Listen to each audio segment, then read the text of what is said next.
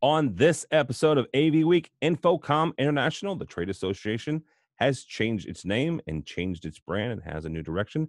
They are now known as AVIXA, the Audio, Visual, and Integrated Experience Association. Also, Harman Pro does this restructuring and lays off about 650 people. All that and more next on AVWeek. The network for the AV industry. What are you listening to? This is AV. This is AVNation. This is AVNation. This is AVWeek, episode 316, recorded Friday, September 17th, 2017. The new AVIXA. Support for AVNation is brought to you by Middle Atlantic, what great systems are built on, and by SDVOE, the platform for networked AV. This is AVWeek, your weekly wrap-up of audio-visual news and information. My name is Tim Albright. I am your host. With us to talk about that news and information, and we have a couple of small topics to talk about.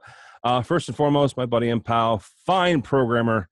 Unfortunately, he's a Hawks and a Green Bay Packer fan. His name is Dave Hatz. How are you, sir? Hey, doing awesome. Thanks for having me, bud. Thank you. Thank you also for not saying go Pack. The next up is Mr. Joe D'Angelo. He comes to us from the great state of California and a company called Utelogy. Welcome, sir. Welcome. Thanks for having me, Tim. Absolutely. Also, our third panelist for the day. Holy crap, I'm excited about this. Her name is Megan Dutta. I met Megan a number of years ago through Peerless AV, and she's the brand spanking new editor of SCN. How are you, madam? I am great. Thanks for having me on today. Absolutely. Second time I get to hang out with Megan this week. Her and I were among a number of other journalists, and I do mean a number. Actually, I think I did the math. There were more international folks than folks from the U.S., which to me was kind of cool, right? It was neat to be able to interact with the folks from around the world. But Megan and I were in a press conference at 9 o'clock Eastern time on Wednesday morning when InfoComm International, the trade association for the audiovisual industry, changed their name, changed their brand, changed their logo, and announced a new direction. It wasn't just a name change. They are now known as AVIXA, the Audiovisual and Integrated Experience Association. With us to talk about that and to answer some questions, quite possibly, his name is Brad Grimes. He is the Director of Communications of AVIXA. Welcome, sir. Thanks, Tim. Glad to be here. First question, and it's the simplest one. Why? Why? Well, in a nutshell, the industry has changed quite a bit over the last 12 years even, since we became InfoComm in 2005.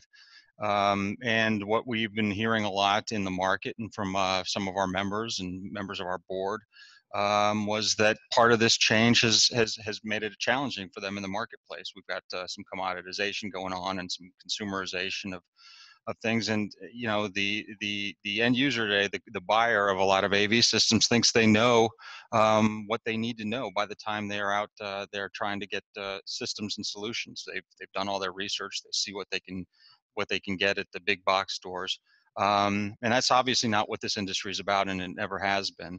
And so what we wanted to do was sort of redefine the industry. We wanted to take back ownership of AV and the experiences that AV solutions create. And we wanted to emphasize that as the value proposition of this great industry. And the guests you have here are in the business of doing that. And so that's what AVIXA is all about.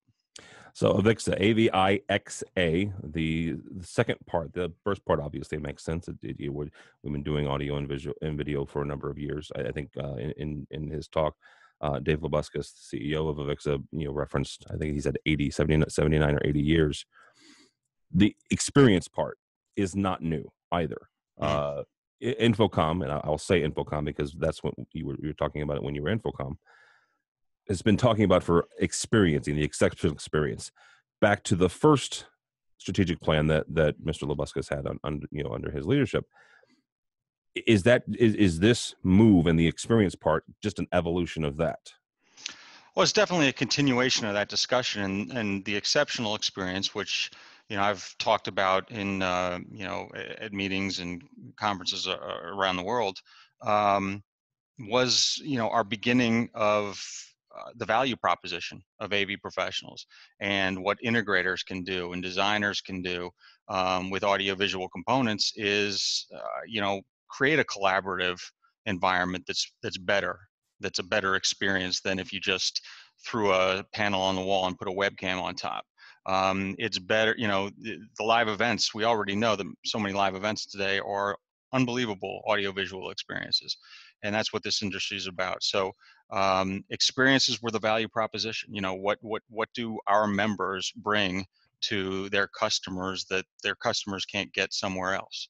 And it's the fact that they know how to combine technology with the content and the space that it's in to make it something that's better than just so-so, that's good enough. Good enough's not good enough. And once you've had a good experience, you want more of it, and you're actually more productive, and you're happier, and you're entertained. It benefits end users in a lot of different ways. And so this is an evolution of that. So here's the thing: this group was put together. The way we produce AVWeek is we try to do it a couple weeks in advance, sometimes a month out.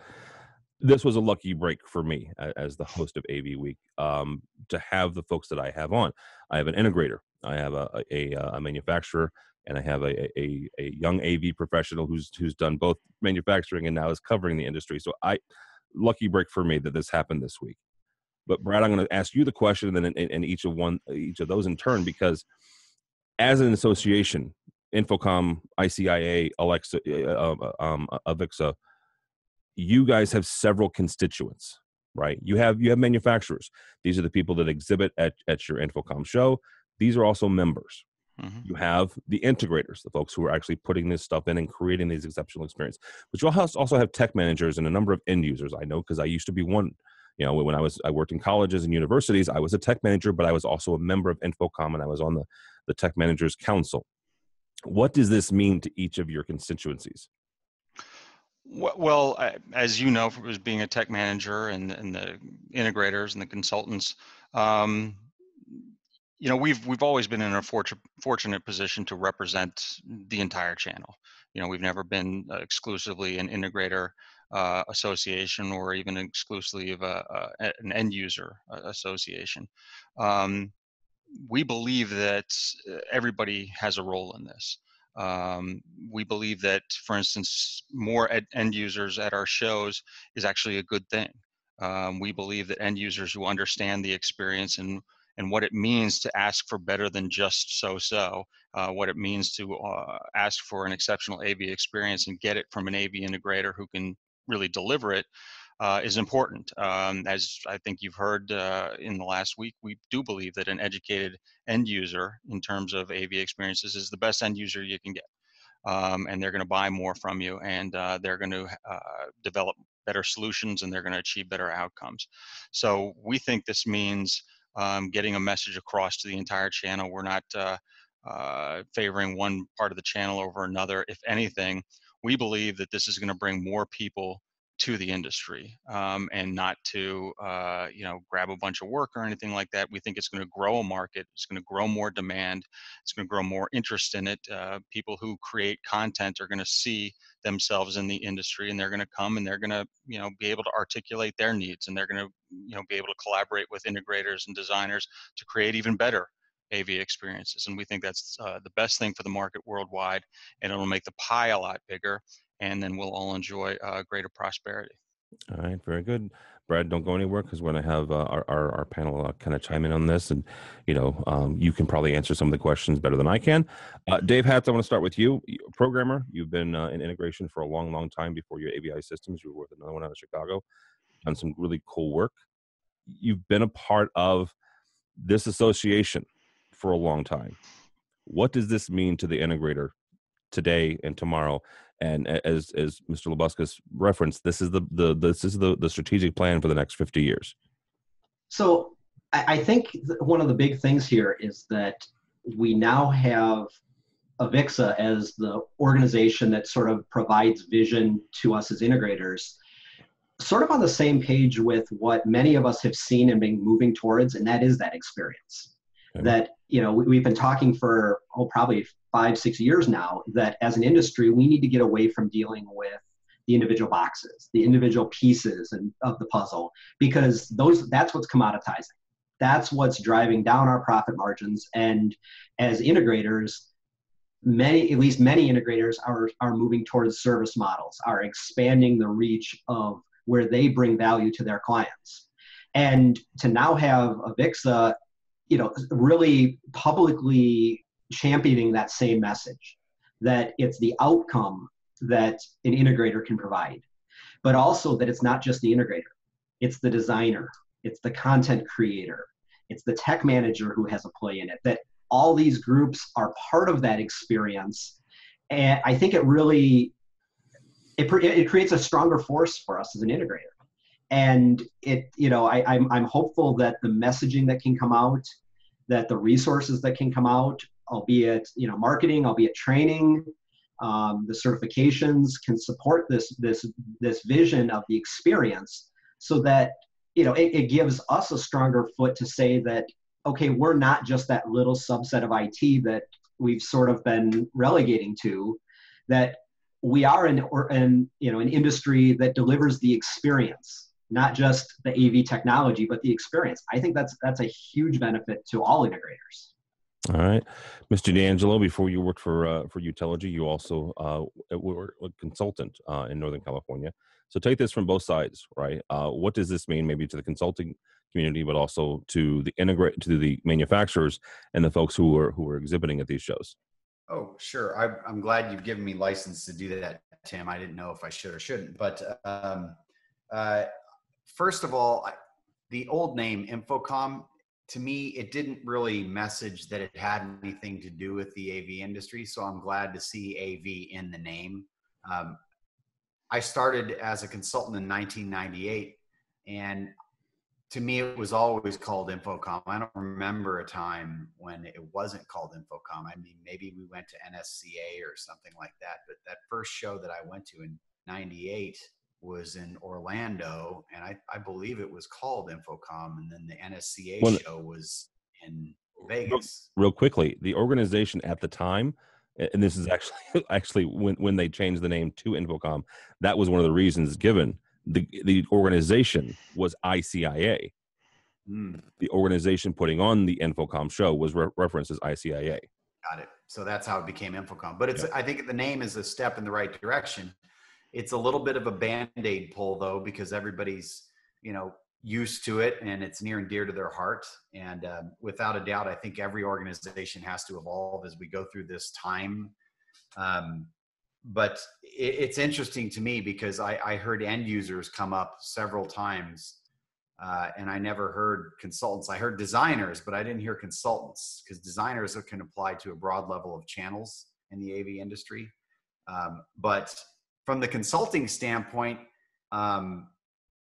I've been burned by the end user being subjected to direct marketing and oohs and ahs at the trade show, because they might want this processor that'll cost them $45,000 when there's something out there that costs $3,800 that does things way better. And so from the consulting standpoint, you have to burn extra work cycles to explain better and to get the end users to understand that they might like that big shiny object, but it's not necessarily the right thing technically for their project. And I'm seeing this a lot. I'm seeing the Software Codec of the Month Club market directly to end users and say, just get a Zoom room. You don't need echo canceller or, whatnot. I'm seeing the various DSP manufacturers take an end user focus. I was certainly part of that.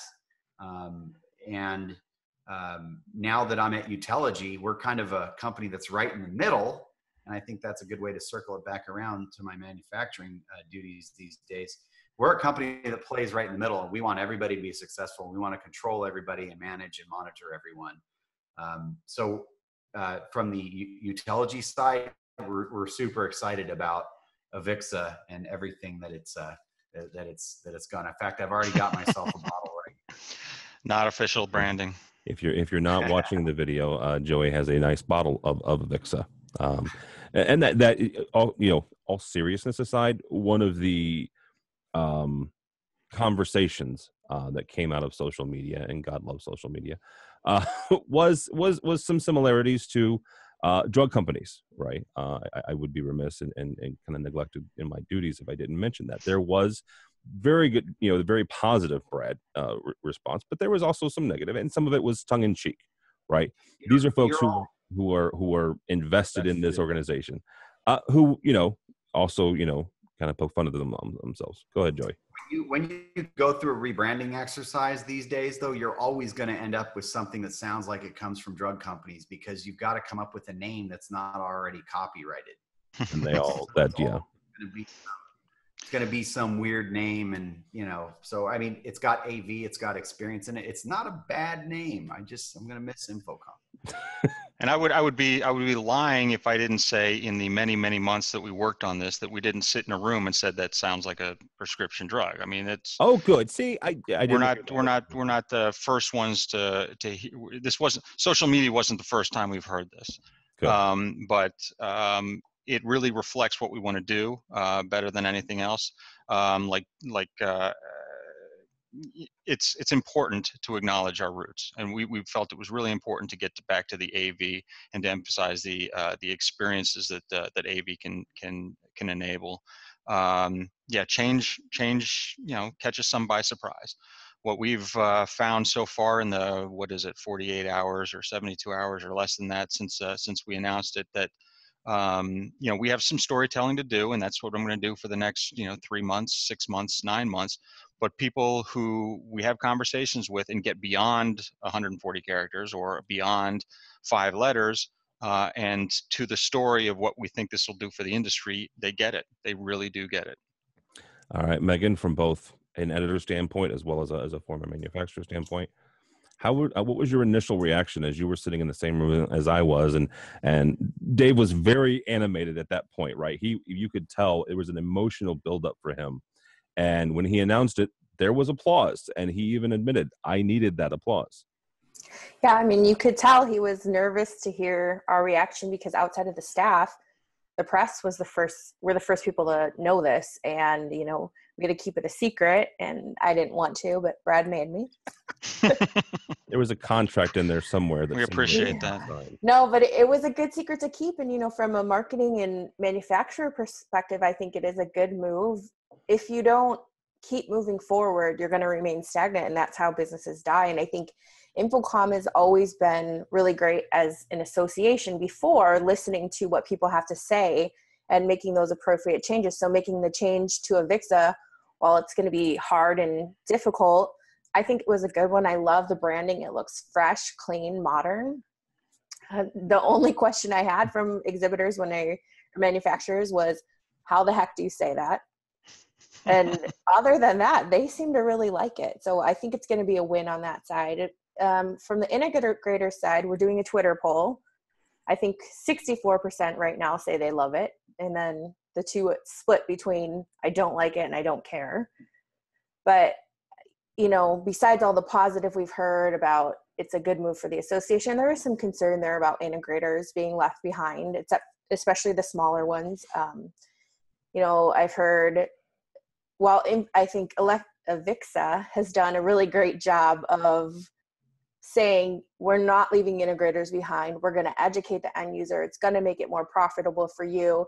At the same time, the integrators have said to me, sometimes, educated end users aren't a great thing. And that can lead to people that think, well, I know all about this, I can just do it myself. And they become these DIY AV guys. And that's what the smaller shops especially are concerned about.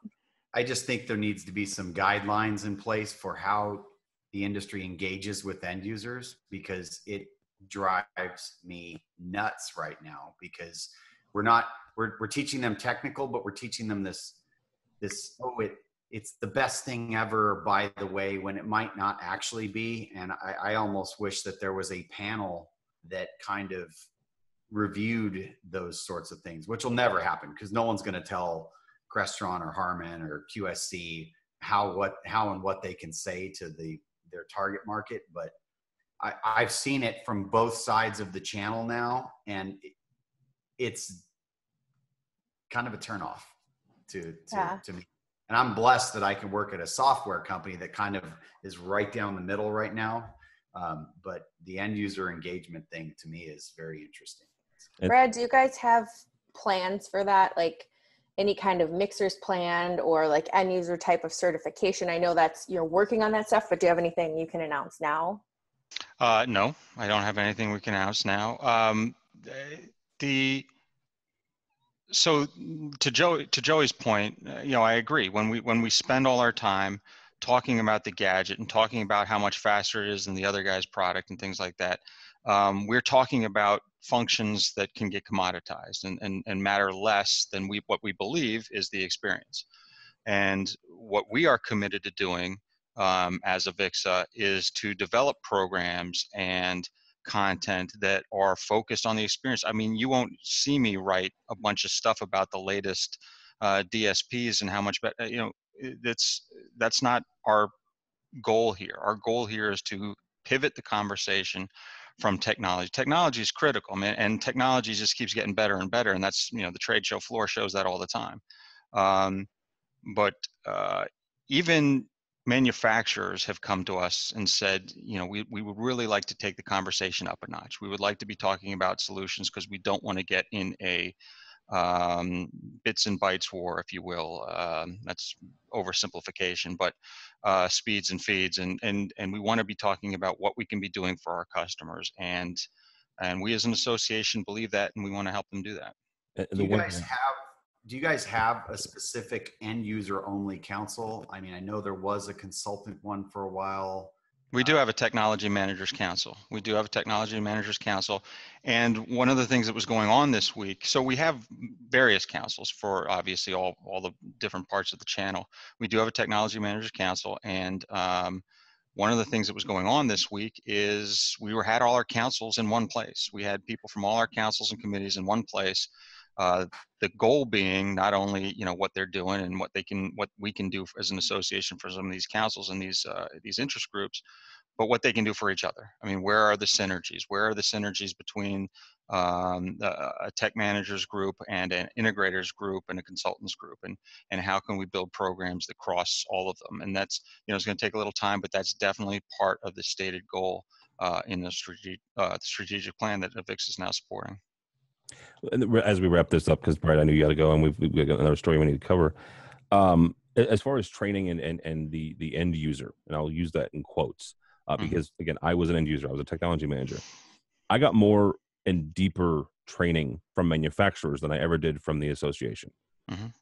So if integrators have an issue with end users being trained, they need to go to their manufacturers and not necessarily the association.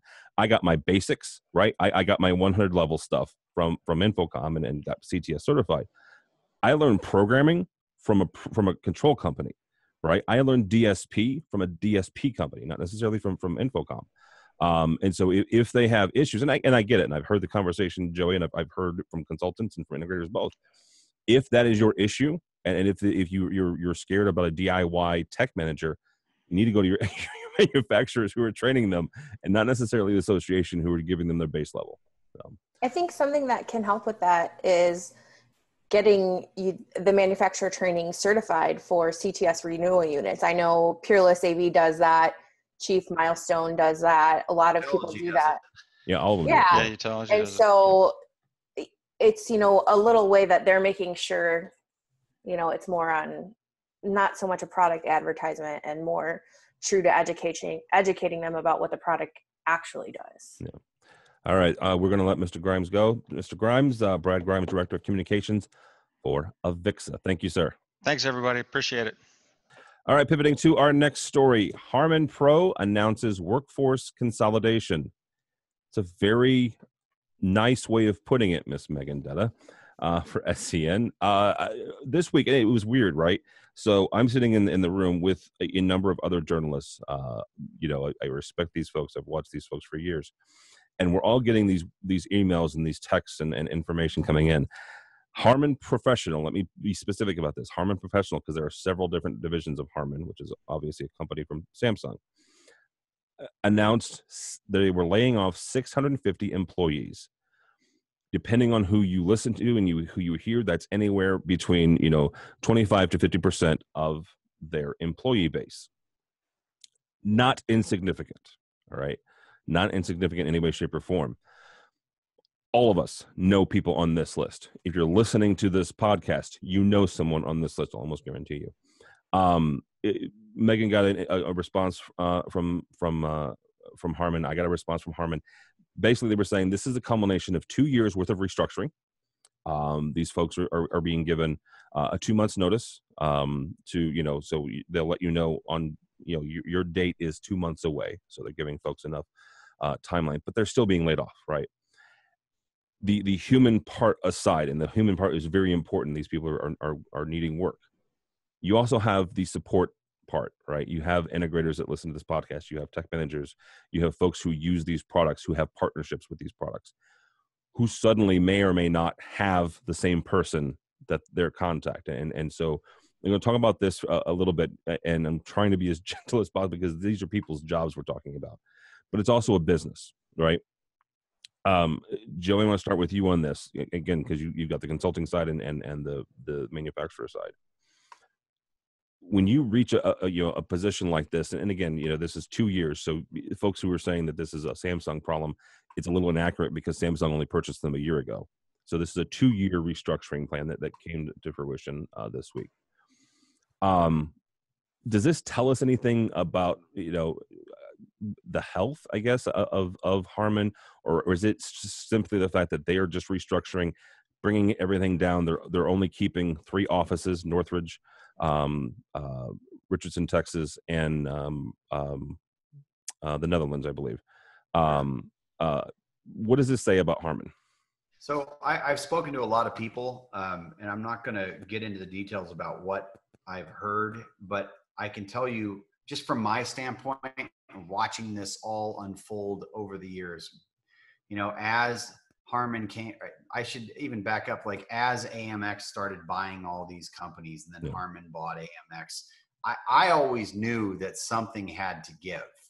And I've thought about this long and hard, and I know people that work there. I mean, they've got Crown, they've got JBL, they've got, all these, they've got a wireless Martin, BSS, AMX, yeah. SVSI, yeah, partridge in a pear tree. And at some point they've got to retire the names and bring it all together and just make it, a unified catalog of goods. And I think that this is a step in the right direction. I think we're going to see names and brands kind of eventually go away as well. Interesting. And it's going to be a sad day when we see no longer a Crown amplifier, or JBL ends up being everything, or AMX. I mean, it's going to be really interesting to see what they do as .2.0 of this whole consolidation, because they have to consolidate things from a branding and a marketing standpoint as well. So this is, again, a Band-Aid that needed to be ripped off. And I think this is the first step. And if you think about what they've done, where they've got, their product ideation centers in very, focused areas, and then boom, over to China, where they have that huge infrastructure to bring products to life and the time to market. It's all, clamped down. I think it's positioning them to be a very powerful and strong company. And I don't think it's something that you can pull off if you're in a position of weakness either. So I think that we should all keep our eyes on them. It's just terribly sad to see that there are going to be people who are affected by this. But honestly, at Utology, we're a growing company, and we get resumes all the time. And it's a big, huge corporate machine, and a lot of people who are most comfortable in the AV industry don't really operate well in the big, huge corporate machines. So if somebody has a resume, Mr. D'Angelo, where should they send that? Joey.D'Angelo@utology.com. Shameless plug. It's shameless my foot. And to add to that, on the human side of things, SCN and AV Technology Mag, we want to help, obviously. We have a lot of friends that are affected by this. We started a LinkedIn group called AV Pro Career Connect. So search it, join it. It's a place that people are looking, can post their resumes. People that have jobs or want to connect with people that are looking can post in there. Yeah, absolutely. Megan, since you're up on the screen, we'll get your 2 cents on this. You got this before I ever did. What was your take on it? I think it's interesting. Like Joey was saying, I do think the rebranding is necessary. It's going to be hard to market multiple brands because we've done that, at Peerless AV, transitioning the Seal brand, or, our mini brands like the Peer Air Pro, the Peer Air this. So it's a hard transition to make, but ripping the Band-Aid off maybe is the best way to go for them. It's a lot of people. So I think they're going the easy way first. They're getting the industrial base ready, and then they're going to go for the branding, because JBL, Crown, BSS, AMX, those are tremendous brand names, and combining and changing that. But and they haven't. I mean, they've owned Crown for, I want to say, 20 years this year. And you're right. They've never. I don't believe it's ever been, at least not publicly, entertained. Right. Yeah. Well, and you look at a company like them. I mean, like you say, all these companies have been acquired. All these companies still, for the most part, have individual manufacturing. Mm-hmm. They have individual business, business management, and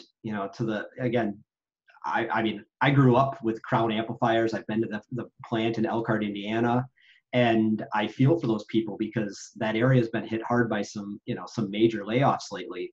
But you can look at it. It's manufacturing moving to places where manufacturing is less costly. And it's not unique to I mean, heck, if anything, our industry has been less affected than many others. You look at it across the IT industry. You look at it across, other manufacturing jobs. It just sort of is the way things are right now, not for better or worse. And I don't want to go down the political debate of this even, but it is, a big company looking at their bottom line dollar. And how can they get more return on the money that they're spending? Yeah. So what they told me after we initially published the article was, besides keeping those, they're creating 3 centers of competency. They're entering a rebuilding mode. And that consolidation is going to allow the engineers to focus on product differentiations instead of requiring them to develop all the motors, the mechanical, all those supporting elements. And they're going to be on this new product innovation team. And, they're redirecting resources to IT and tools. And once those centers are built, they are going to be hiring. So, I mean, that's at least the bright side of things. It is. And here's the other thing is they are shutting down the 2 main U.S. offices they're shutting down is Elkhart, Indiana, and Salt Lake City. And I would be remiss to say that that those are 2 significant ones. Elkhart obviously was Crown, BSS was out of Salt Lake. So, we don't know, at least unofficially, that that maybe some of those jobs or some of those people that are working in those jobs couldn't transfer to Northridge, California, or to Richardson, Texas. Who knows? That is still yet to be seen. This was just announced this week. Internally, they have a lot of meetings to have, and they have a lot of conversations to have. David, go ahead. Sorry, Tim. I was going to say, I think all the people who worked in the offices and did the designing and the coding and the marketing and all the administrative tasks and the product ideation, I think those people are going to have no problem getting other jobs in the industry, because everyone I know is hiring. What I think about is the lady who, bolts on the rear panel for the Crown amp as it goes down the assembly line. I think about those people. I was just recently at a factory in Texas, and there, were all these people on this assembly line. It's like 85 degrees in this big, huge place, and they're moving parts from one, screwing things on, moving it over to the other. And I looked at this and I said, if China wants to be the manufacturer of the world, then let them have it. Because I'd rather, instead of someone sitting there doing this all day long, I'd rather, put them into a nice air conditioned place doing something that's better for their health and all that. And maybe we should all think about, as an industry, not just thinking about the people who are losing their jobs in the R&D and marketing and product development. We should think about the people who are in the manufacturing things. Maybe we should have like a CTS certification program for them, or some sort of a reach out or something like that. It wouldn't be hard to do if it's only 650 people, but it's probably going to be more as time goes by. Yeah. I think that's a great idea. One of the things we talk about a lot is having skilled labor. So, and creating new, bringing younger people into the AV world. So I think it's really important for AVIXA and other associations to focus on getting people in college, letting them know this is an industry. There's a place for them, and it's somewhere that they can go.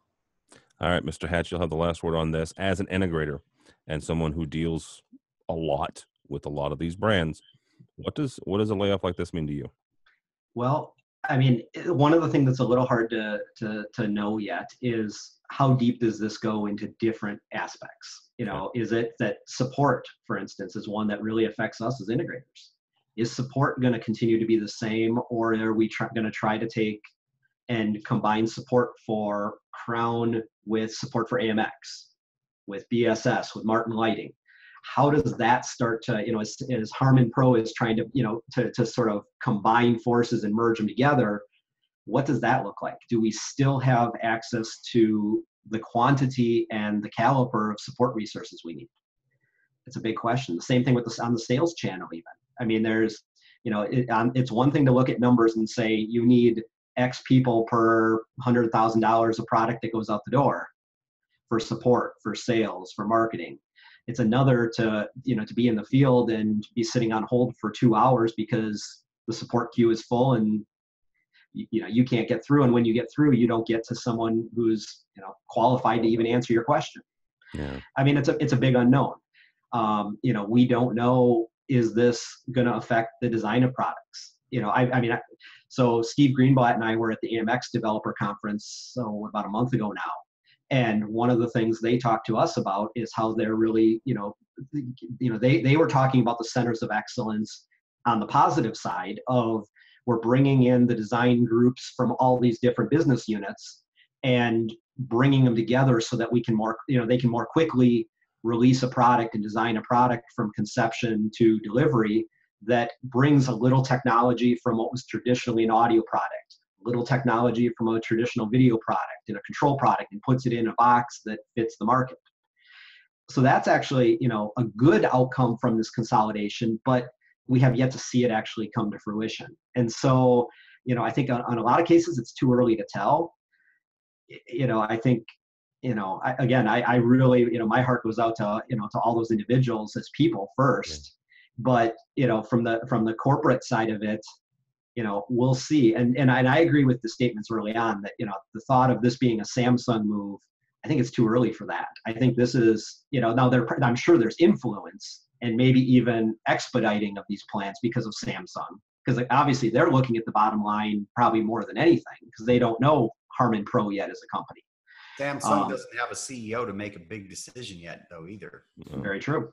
So I mean, I think the coming months will really start. You know, this story will continue to unfold, I guess. Absolutely will. All right, that'll do it for this episode. We try to shoot for half an hour, but we had 2 major stories this week, so I apologize about a little bit over. Megan Dutta, it was awesome to hang out with you this week. I'm very happy. So congratulations to you for the new SCN gig. How do people find you and or SCN? So you can find SCN online at avnetwork.com, on Twitter at SCNMag. You can find me on Twitter at Megan A. Dutta. And also, I just want to mention we're having a think tank on September 28th in New York City. It's going to be very Tide-like for those of you that attended that. So make sure you sign up. Integrators, consultants are all welcome, and it's free. scnthinktank.com. All right, very good. Mr. D'Angelo, thank you, sir, for your time. Thank you. It's wonderful to be on. How do people find you and or Utelegy? You can email me at joey.d'angelo@utelegy.com. All right. You can find them at utelegy.com. Oh, yeah, Utelegy. Did you say your wife was a marketing person? Come on, dude. Yeah, she is big time in the pharma world. So she's had a lot to say. All right. Mr. Hatch, thank you, sir. Thank you, Mud. I appreciate it, as always. And how do people find you?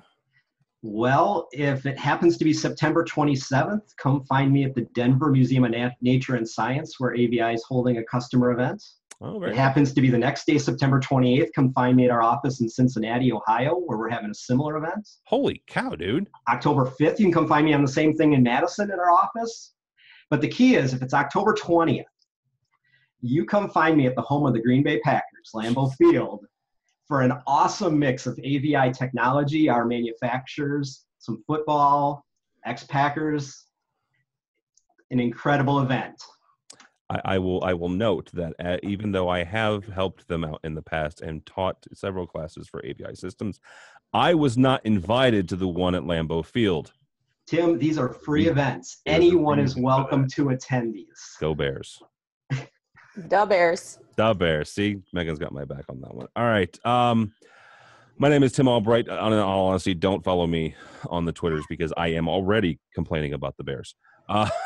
Go by our website, avnation.tv, avnation.tv. You'll find this program, a host of others. While you are there, check out our underwriter section. These are the folks that help make this program and others possible. As odd as it is, both AVIXA and Harman and Utiligy are all three, so we thank them for their support. Also, check out our other programs. We've got an IT and AV show that kind of looks at both sides of each other's issues. We have a weekly residential show called AVIWeek, hosted by a fine residential integrator called Matt Scott. Have all kinds of other stuff. I am not going to be in Green Bay because I will be headed to the HD-Based World Congress in Barcelona, Mr. Hatch. So beat that. You get to hang out with some really cool folks. So, but yeah, me on that podcast. Huh? Yeah, on the follow-up podcast. He's really fancy. He's on a panel with Margot and Yes. somebody from the UK, Clyde. Margot Duahi and Clive Caldwell. Margot's from IV Technology, a part of New Bay, and Clive is from AV Magazine. So that'll be kind of cool. Yeah, that'll be fun. Never been to Barcelona, so hey, that'd be fun. We're actually going to be doing some recordings there as well. So, but all that is at the website, avnation.tv, avnation.tv. Thanks so much for listening. Thank you so much for watching. This has been AV Week.